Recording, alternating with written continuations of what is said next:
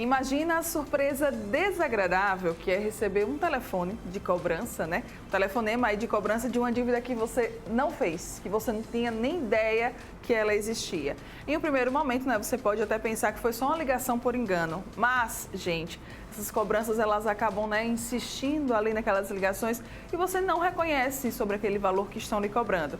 Esse é o pesadelo, gente, que vive a pessoa que teve CPF usado por estelionatários, por exemplo, tá? Mas evitar fraudes com o seu CPF é muito simples e a gente vai descobrir alguns cuidados que são essenciais, primordiais para que isso realmente não venha acontecer com você e você possa evitar essa situação. Agora aqui no estúdio com a especialista em Direito Digital, Gabriela Buarque. Bom dia, Gabi, seja muito bem-vinda aqui ao Bem Assim. Bom dia, Mara, que agradeço o convite. Obrigada pela sua participação.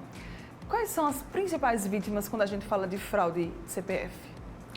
Olha, é até superficial a gente começar falando quem são as principais vítimas, porque, na verdade, todo mundo hoje, se tem um CPF, está vulnerável a cair em golpe. Até pessoas que a gente acha que não teriam uma probabilidade maior podem cair, sejam pessoas físicas, pessoas jurídicas. Então, os dados realmente hoje têm uma função primordial, não só na economia, como também para pessoas mal intencionadas. Então, acaba que todo mundo ali tem que estar sempre vigilante para não recair nesse índice de vítima. Mas acontece que tem alguns grupos que são mais vulneráveis mesmo. E aí a gente encontra principalmente os idosos, né? Seja porque às vezes eles não têm tato com algumas tecnologias mais recentes, né? Uma geração que está ali acostumada com uma perspectiva mais analógica, seja porque às vezes eles têm pensões, têm aposentadorias, isso às vezes é base para um empréstimo consignado. Então, assim, eles têm algumas características que tornam mais vulneráveis na perspectiva de que estelionatários podem ali fazer uma fraude ali à distância mesmo. Então, o cuidado precisa ser ainda maior. É importante que a família também esteja atenta para ver como aquele idoso está utilizando as redes sociais, para que não haja uma indiscriminada cessão das informações dele. E Gabi, eu queria que agora que a gente pudesse falar um pouquinho sobre quais são os principais, né, golpes, se assim a gente pode falar, com o CPF. Então, isso também é uma questão muito dinâmica, porque na verdade a gente está aqui conversando e eles já estão inventando uma nova forma de golpe. É incrível. É uma velocidade que é incompatível com que quando a gente descobre a solução, já tem outro problema. Já tem outro. Mas existem algumas modalidades mais comuns, né, que geralmente vão por meio de envio de boletos bancários falsos. Então aí a gente tem que ter muita atenção com SMS e e-mails que chegam com alguns boletos que parecem ser de algo que às vezes a gente diariamente realmente faz uso daquela empresa, daquela instituição, mas é um boleto falso. Tem também os golpes de WhatsApp, que com certeza você já conhece alguém que passou ou foi vítima, porque é muito frequente. Ou seja, quando a pessoa se passa por outra, seja porque ela vai utilizar uma foto da outra pessoa, seja porque ela vai clonar a conta. Então, isso é uma prática que a gente chama de phishing, ou seja, você vai se passar por outra pessoa para poder obter ali, seja só informação pessoal ou até mesmo transferência financeira. E dentro desse contexto de pandemia, também tem muita questão envolvendo saques emergenciais de FGTS, saques também do auxílio emergencial. Então, as fraudes elas vão sempre se adequando ao contexto que a gente vive. E aí também tem questão de cartão de crédito, compras online, também é muito frequente que haja ali, muitas vezes, uma loja que não é de segurança. Então, são os golpes mais fáceis de serem perpetrados e que as pessoas, às vezes, não costumam ter muita atenção. Como a Gabi, né, muito que bem falou aí, que esses casos eles acabaram acontecendo muito. Né, pessoal? Vou pedir aqui para o Josi só fechar aqui a câmera comigo. Esses casos eles acabaram acontecendo muito provavelmente você conhece, né, alguém aí que já passou por um momento como esse, que já passou por algum golpe desse. Esse do WhatsApp, inclusive, ele está sendo muito famoso, muito difundido. Tá todo mundo aí, né, falando sobre esse golpe do WhatsApp. Provavelmente você conhece. Mas olha, é muito importante que a gente converse com especialistas, fique atento a essas dicas para que a gente não possa, infelizmente, cair. E aí a minha pergunta para a Gabi agora, né, seria sobre a pandemia. A gente viu, Gabi, alguns casos na pandemia aumentando? Sim. Na verdade, eventos mundiais assim significativos são perfeitos para a ocorrência desses tipos de golpes, né? Na verdade, tudo que eles precisam é de um cenário de crise. E hoje a gente vive uma crise de gestão, uma crise sanitária, uma crise econômica, então esse cenário de instabilidade é perfeito para a ocorrência de golpe, porque torna tudo muito sensível. E as pessoas ficam muito estressadas, muito preocupadas com problemas muito graves e muitas vezes descuidam, inclusive, das mídias digitais. Então, acabou que na pandemia a gente percebeu, sim, um aumento frequente na ocorrência de golpes E isso se reflete em diversos setores, né? Até mesmo dentro da questão do emergencial, do auxílio, como do FGTS. Então, são novas modalidades de golpe que vêm surgindo a partir desse contexto que a gente vive. E isso é muito impulsionado porque a quarentena forçou todo mundo a ficar em casa. Isso. Então, mesmo que antes não tinha muito contato com a tecnologia, não estava ali muito adequado com esse tipo de contexto, teve que usar. Foi forçado a passar para essa forma de contato. Essa ressignificação da presencialidade.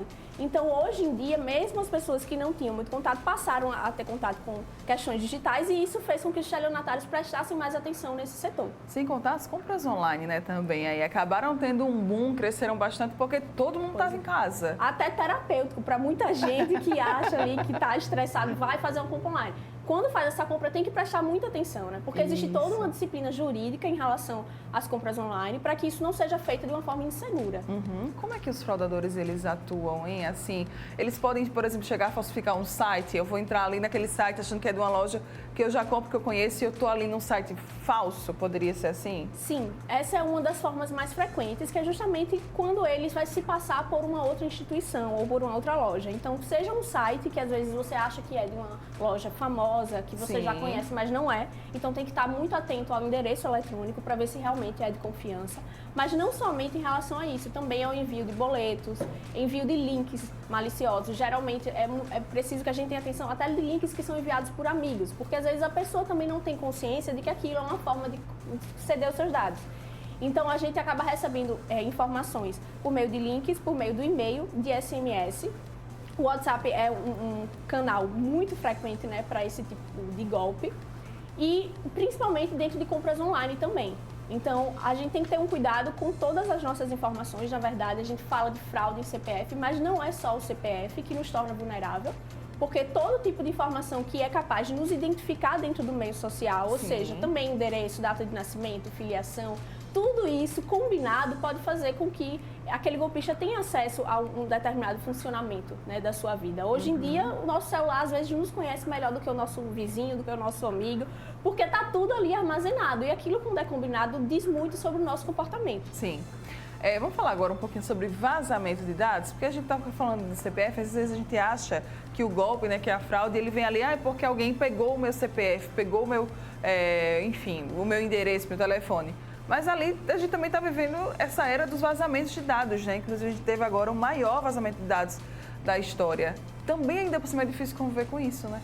Pois é, hoje em dia, quando a gente simplesmente tem um conjunto de informações pessoais, ele é de interesse de todo mundo. Ele é de interesse do Estado, ele é de interesse de lojas que querem ali fazer uma propaganda, querem entender o perfil do consumidor e é de interesse também de agentes que estão mal intencionados. Sim. Então a gente precisa ter um cuidado generalizado com as nossas informações, porque hoje a coisa mais comum do mundo é ocorrer um vazamento. E às vezes as pessoas até dizem, fazem um site, consulte aqui para ver se seu CPF foi vazado. Isso. Tem que ter cuidado com esse site, porque às vezes você está ali só cedendo as suas informações também, mais uma vez. Então, é sempre bom consultar sites de confiança, como Serasa, como sites do governo federal, que sejam algo que realmente não haja um risco maior de você estar ali caindo mais uma vez no golpe, ainda que na tentativa de se proteger. Sim, olha só, diga aí, pessoal, minha gente, eu fico besta com isso. O povo não quer perder uma oportunidade, meu Deus, na vida. Como é que eu posso saber se o meu CPF ele foi aí, enfim, fraudado, se ele foi clonado? Como é que eu posso saber? Então, infelizmente, a gente não tem um método único e específico para averiguar se o CPF foi vazado. O que a gente pode fazer são algumas consultas pontuais. Então, você pode consultar no Serasa para ver se você tem alguma dívida que você não reconhece. Assim como no site do DataPrev também, para ver essa questão de auxílio emergencial, se houve algum requerimento ou não no seu nome.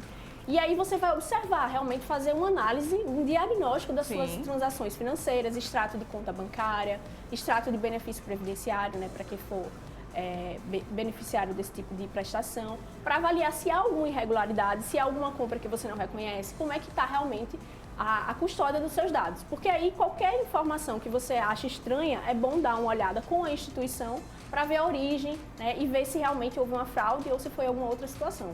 Tem problema se alguém solicitou auxílio emergencial no meu nome e eu não sei? Sim, é bastante problemático, né? Porque, na verdade, o auxílio ele depende de uma série de requisitos. Então, se você não preenche o requisito e você está recebendo ali um benefício indevidamente, isso tem repercussão legal. Então, é sempre bom estar atento a esse tipo de situação, procurar um especialista, um advogado, para ver quais as medidas judiciais possíveis para acessar essa situação. Em caso de suspeita ali de fraude com o meu CPF, o que é que eu tenho que fazer? Então, se você suspeita que há uma irregularidade, o primeiro passo é realmente contatar a loja, a instituição financeira, o banco, enfim, quem quer que seja que esteja envolvido naquela situação e dizer que não reconhece a transação. Porque tentar fazer um acordo é a melhor solução, até porque hoje as instituições têm setores dedicados a averiguar isso, os setores de fraude, de segurança cibernética. Se não resolver, né, aí também é interessante fazer um boletim de ocorrência para noticiar a ocorrência do crime e procurar um especialista para entrar com ação judicial, né, caso seja necessário. Então, ação de declaração de inexistência do débito, ou seja, para dizer que aquela dívida não existe, não é sua, que pode também ser acumulada com danos morais, na hipótese de uma negativação indevida. E também um pedido de tutela de urgência, né, para que realmente aquela negativação seja retirada e que você não fique ali se submetendo a uma cobrança constante. Ok. O cliente, ele é obrigado a fornecer o CPF em compras físicas? Não. Na verdade, a gente hoje tem uma legislação, né, que é a Lei Geral de Proteção de Dados, de 2018. Então, ela vem para redirecionar tudo isso, porque hoje a gente cede os nossos dados indiscriminadamente em determinadas situações, seja quando a gente baixa um aplicativo, seja quando a gente faz um cadastro no sítio eletrônico, seja quando a gente vai até na farmácia, na padaria, diz o CPF. Mas a gente não é obrigado a fazer isso, seja por qualquer motivo, assim, de troca de promoção, de serviço, eles não podem condicionar, né, na realidade, porque o nosso CPF é um direito de personalidade, é uma coisa que nos identifica, né, perante o meio social. Então, a gente não pode ceder isso como se fosse uma moeda, como se fosse um objeto, porque é algo que nos torna vulnerável, inclusive, a uma série de fraudes. Então, hoje, a gente só pode ceder as nossas informações quando a gente consente, né, e aí vem o dever também do fornecedor de dar uma informação clara e objetiva sobre o contexto, sobre a finalidade daquele armazenamento, e, para além disso, também quando seja estritamente necessário. Então, a gente tem algumas outras hipóteses legais em que o dado precisa ser cedido, mas nesse caso, dentro do mercado de consumo em geral, a gente não é obrigado.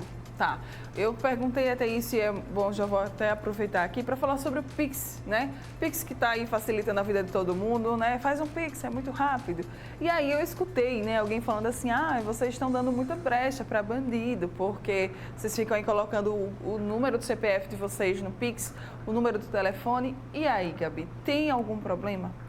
Então, o Pix a gente pode usar várias chaves, né? O ideal é que a gente use uma chave mais discreta em relação às nossas informações, mas eu entendo que muitas vezes o CPF pode ser mais funcional, né? Porque é um número que a gente já tem decorado e tudo mais, mas o que é que eu acho que é prudente?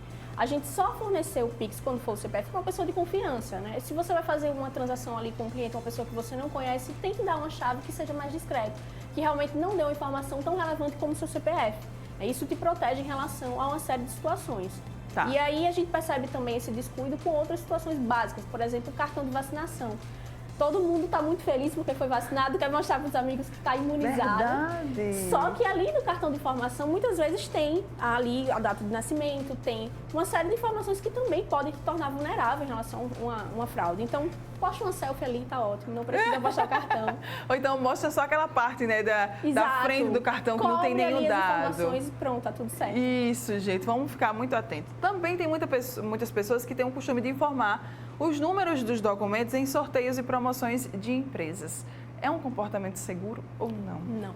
Não é um comportamento seguro, acaba que também viola a própria privacidade, né, do titular. E existem outras formas, na verdade, se a gente pode identificar uma pessoa pelo nome dela ou por qualquer outro atributo público, por que a gente vai usar uma informação privada? Não é razoável. Então, isso principalmente com o advento, né, da Lei Geral de Proteção de Dados, com o Código Civil, a gente tem que ter muito cuidado não só com as informações pessoais, mas também com a imagem do colaborador. Porque às vezes a gente acaba contratando alguém e acha que porque aquela pessoa está ali também dentro do mesmo contexto de trabalho, a gente pode utilizar as informações dela indiscriminadamente, e não é verdade. Porque as informações pessoais é um atributo da nossa personalidade. Então, como atributo da nossa personalidade, é preciso que haja consentimento, né, e cuidado na divulgação dessas informações. Roubo ou furto, né? Aqueles que a gente acaba, enfim, vivenciando. Ali o criminoso acabou levando a carteira, por exemplo, com todos os documentos. Também pode ser ali um momento de fraude. O que é que se deve fazer? Sim, é algo que também te torna vulnerável, porque nos documentos tem uma série de dados, né, que podem ser usados para que haja um golpe. Então, o primeiro passo, realmente, é fazer um boletim de ocorrência, né, para noticiar roubo, furto, extravio, perda daquele documento, porque aí realmente você comunica às autoridades competentes, comunicar também aos órgãos de proteção ao crédito, como o Serasa, né? E aí você pode também pedir cancelamento de cartão, cancelamento de talão de cheque e depois pedir a segunda via dos documentos. Então, é importante que a gente faça esse tipo de procedimento para nos resguardar, porque depois se aparecer aí uma dívida que você não reconhece, você diz, olha, mas eu perdi o documento no dia tal, eu fiz um boletim de ocorrência. Então, você tem todo um background documental e probatório para demonstrar que você está de boa fé. Então, há como reverter, né, as consequências dessa fraude? Então, há como reverter, mas nem sempre é fácil, né? Isso tudo vai depender muito do caso concreto, de como foi, da agilidade também do titular de fazer esses procedimentos, porque existem alguns golpes que são muito rápidos, então a gente precisa sempre estar atento para ver o que é que a pessoa fez em face daquela situação. Então, é muito importante, por exemplo, se houve uma transferência ou houve um PIX, que comunique à instituição financeira, peça o estorno, né? Peça o bloqueio do recurso na conta do destinatário, para que ali possa ser tomada uma medida. Se não resolver, também é importante contatar um especialista, porque se for necessário, a intervenção do Poder Judiciário. O que a gente pode fazer, Gabi, para se proteger dessas fraudes? Então, são cuidados básicos, né, que a gente tem que ter, assim, em determinados setores, seja no celular, seja no ambiente de trabalho, seja no ambiente familiar, mas que, em conjunto, tornam uma cultura de segurança cibernética muito mais robusta. Então, são coisas básicas que a gente pode fazer, como trocar as senhas periodicamente, não usar senhas fáceis, nada de 1, 2, 3, 4, 5, vamos todo mundo fazer uma promessa, acabou o programa, eu vou trocar as senhas que estão como 1, 2, 3, 4, 5, porque isso é algo que nos torna muito vulnerável. Tem um gerenciamento adequado. Aplicativos, não baixar qualquer aplicativo, tentar ter cuidado com políticas de privacidade, usar a autenticação de 2 fatores no WhatsApp, né? A foto do WhatsApp também, só deixar para os contatos conhecidos realmente, não abrir e-mails desconhecidos, links desconhecidos, ter cuidado com SMS, não ceder informações em redes sociais, assim também de forma indiscriminada, não usar, evitar, na verdade, usar Wi-Fi públicos, né? Porque às vezes a gente não sabe realmente a procedência e ali pode ter uma instalação de um vírus, uma situação de um software malicioso. Então são coisas básicas que a gente tem que ir tendo cuidado dentro do contexto, né, de redes sociais principalmente, para que não haja uma vulnerabilidade maior, né? Porque a gente já vive muito vulnerável. Hoje em dia ninguém pensa em deixar de usar qualquer tipo de tecnologia porque é algo que chegou, bate na porta e não pede licença. Então é importante que tenham atenção para que não nos tornemos mais vulneráveis com descuidos básicos. E Gabi, para a gente fechar então aqui esse nosso momento, pergunto, quando buscar um especialista? Então, sempre que você suspeitar, na verdade, de alguma irregularidade, viu ali no extrato do seu cartão, na sua conta bancária, no benefício, alguma coisa que você não reconhece, é pertinente sim procurar um especialista para que ele te ajude a averiguar a origem dessa questão. Então, seja numa forma administrativa, que o ideal é tentar administrativamente o contato com a instituição financeira para ver realmente a origem daquele débito, se é possível cancelar aquilo de uma forma extrajudicial. O especialista também pode te ajudar nisso. Mesmo que não seja o suficiente, ele também vai te ajudar na questão do ajuizamento de uma ação judicial. Então, é sempre pertinente que você constatou alguma coisa irregular, está em dúvida, está achando estranho, viu alguma coisa, recebeu um e-mail esquisito, que tem um senso de urgência, um erro ortográfico ali, uma coisa esquisita. É sempre pertinente procurar um especialista para que a gente realmente tenha segurança nas nossas transações. Muito bem, essa é a Gabriela Buarque, ela é especialista em direito digital e conversou aqui um pouquinho com a gente sobre como evitar fraudes com o nosso CPF, cuidados básicos, primordiais, que a gente pode sim ter e pode acabar evitando essas situações tão desagradáveis, né? Gabi, obrigada pela sua participação aqui com a gente, parabéns pelo seu trabalho. Obrigada, eu que agradeço pelo convite, Mara. Tchau, tchau. E você que está aqui ligadinho com a gente, não vai sair daí, porque para a gente fechar aqui o programa, nós vamos falar sobre ozonioterapia, já já.